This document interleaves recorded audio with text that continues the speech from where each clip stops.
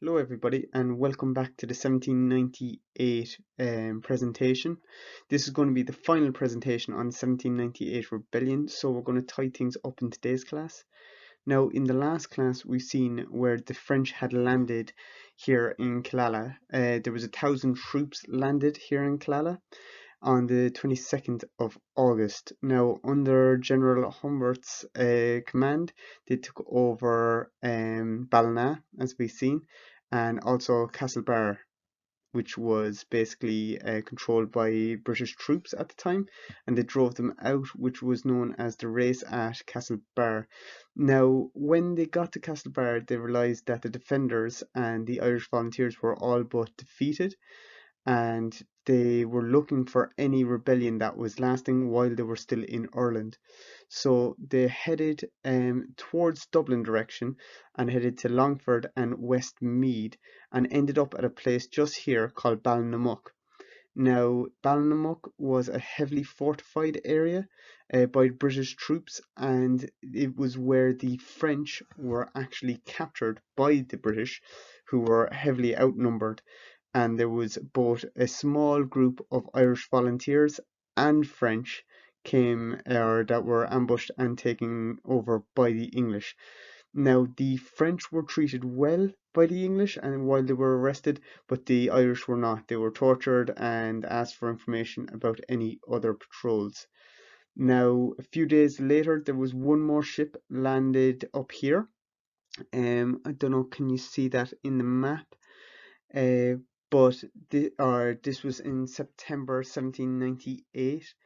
Now, this was a French ship where when they landed, they heard that the Irish volunteers and the defenders were unsuccessful in the rebellion, and they left soon afterwards.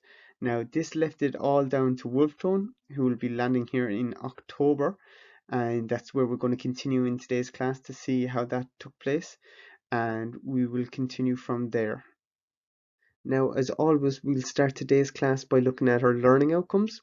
So by the end of today's class, we should know how Wolfton was captured and what happened to him, what was the Act of the Union and how and why was it passed in the Irish Parliament, and who Robert Emmet was and what happened with his rebellion.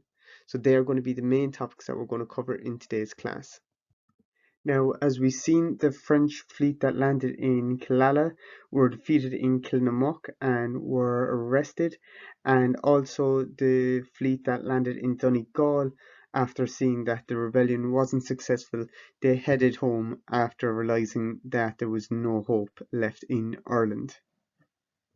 However, on the 12th of October 1798, a French fleet of 10 ships sailed into Lough Swilly up here, and they faced the British ships.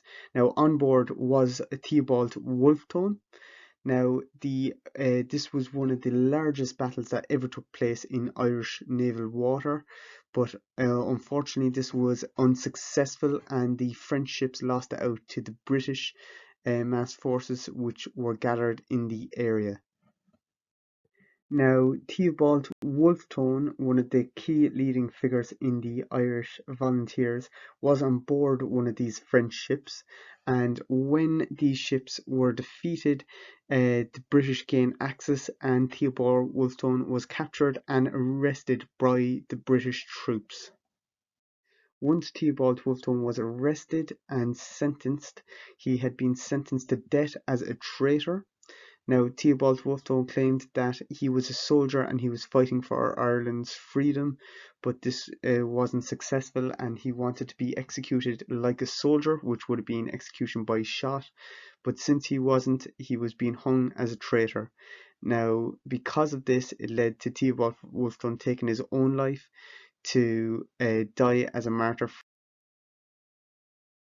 Now, William Pitt, the English Prime Minister, decided once the rebellion broke out to get rid of the Irish Parliament. So no longer would the Irish Parliament be under the British ascendancy, it would now be controlled from Westminster. So this meant that all the laws and rules and taxes were created in Westminster, which is over in the UK, and this would control Ireland from an external country. So no longer would the rules and laws be created in Ireland, they were being created in the United Kingdoms. Now, he convinced the Protestant ascendancy that it would be a lot safer during a rebellion if the Irish government was being controlled from Westminster in London, and he did this through bribery and propaganda. The propaganda was to spread false imagery and false information to the British rich ascendancy to say how dangerous Ireland was at the time. Well, it was dangerous, but to actually extravagant or to make it look far more dangerous.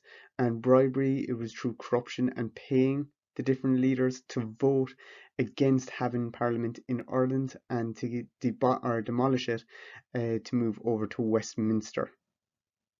Now, despite attempts from men like Henry Grattan, the Act of Union was passed in August 1801, and sorry, no, that date was meant to be 1801, and this led to the demolishment of College Green in Dublin. Now, the building still is there, but no longer would Parliament sit there, and it was closed for good. Now, this was also the introduction of the Union flag as we know it today.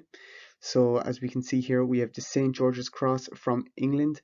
We also have St. Andrew's Cross from Scotland and St. Patrick's Cross from Ireland. Okay, so we can see here that this was the flag from 1606.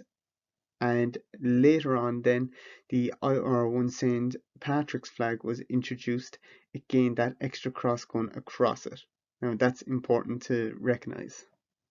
So as soon as the Parliament was demolished and all power was sent to the Westminster, there was promises of full Catholic emancipation, but these were soon broken by King George III, so none of these promises went ahead. Now there was one more final rebellion. This took place in 1803, where Robert Emmet revived the United Irishmen after the 1798 rebellion. Now, this rebellion was very, very secretive, and it was so secretive that no spies or British government officials knew about this rebellion.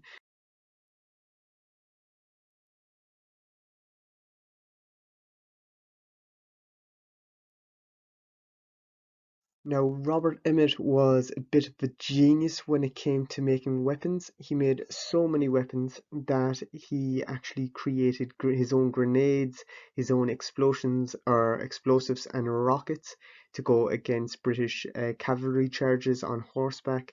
He made muskets and swords for soldiers so that this rebellion would be heavily defended. Now, he had secret stores made or set up around Ireland, but his rebellion was discovered due to a massive explosion in one of these weapon depots where he and some soldiers were making new explosives, and it detonated, which sent off an explosion and alerted the British troops to their area. Now, a week later, after this explosion, Emmet launched his rebellion on the 23rd of July 1803. Now, this rebellion was a failed rebellion, as all the other ones, because of a lack of numbers turning up to the rebellion. This was due to the Irish volunteers not thinking that it was going to be a success, and due to people thinking that it was going to be another failed attempt, so they didn't turn up. Now, this ended up the rebellion being more of a drunken brawl than an actual rebellion. Now, a month later, Emmet was arrested and he was sentenced to death. Now, he was famously known for his saying when he was sentenced to death, "Let no man write my epitaph. When my country takes her place among the nations of earth, then and not until then let my epitaph read written. So it was very clear to see how Robert Emmet felt about his country and felt about being oppressed by another country. So this marks the end of our presentations into the 1798 rebellion. As you can probably see by now, the 1798 rebellion was a failed rebellion. Even the 1803 rebellion by Robert Emmet was a failed rebellion, but it marks a very important part of Ireland's history, as it was the first organised rebellion in Ireland. It would take another 120 years to eventually gain freedom from England, but it was the first organised event that showed that the Irish were no longer agreeing to British rule and they weren't going to accept it, and it marked the first movement of the United Irishmen, the Irish Defenders, and it also shown us some other sides of Ireland, such as the People Day Boys and the French joining in on the fight. So by now you should know how Wolffton was captured and what happened to him, what was the Act of the Union and how was it passed in the Irish Parliament, and you should also know who Robert Emmet was and what happened with his rebellion. So that sums up the 1798 rebellion chapter, and we're going to have a bit of a revision class afterwards just to skim over this chapter, and then we should be finished. So best of luck, guys, and I hope to see all your notes written up by the end of today.